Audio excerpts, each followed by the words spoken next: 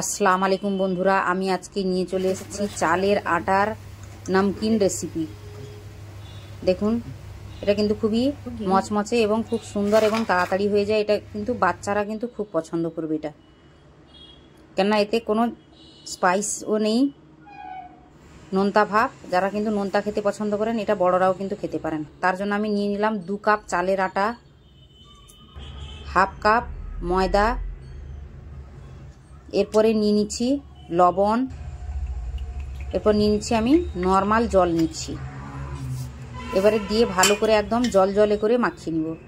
দেখুন, এবারে আমি একটা কড়াই আমি ঢেলে দিচ্ছি,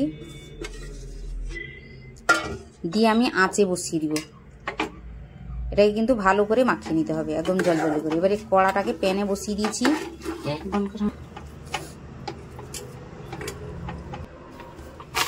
দেখুন, এবারে এরকম কিন্তু আঠালো আঠালো টাইপের ব্যাটার তৈরি করে নিতে হবে ওভেনে বসিয়ে।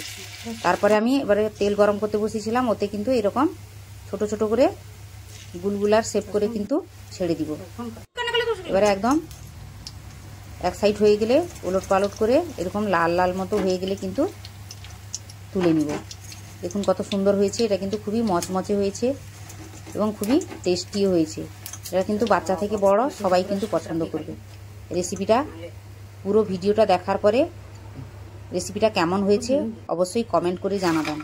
রেসিপিটা ভালো লাগলে লাইক করুন, কমেন্ট করুন, শেয়ার করুন এবং সাবস্ক্রাইব অবশ্যই করবেন। নিচে দেওয়া বেল আইকনটি ক্লিক করবেন নতুন নতুন রেসিপি পাওয়ার জন্য।